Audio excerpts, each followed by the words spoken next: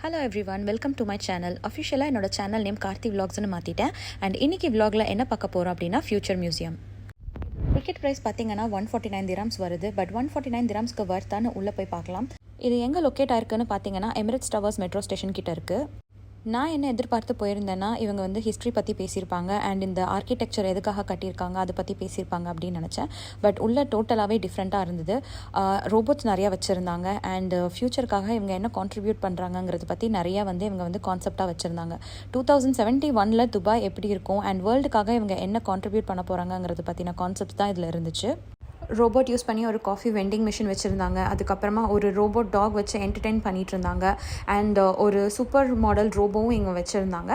And 149 dirhamsக்கு வந்து இது வர்த்தா அப்படின்னு பார்த்தா என்ன கேட்டால் 100 dirhamsக்கு ஓகே.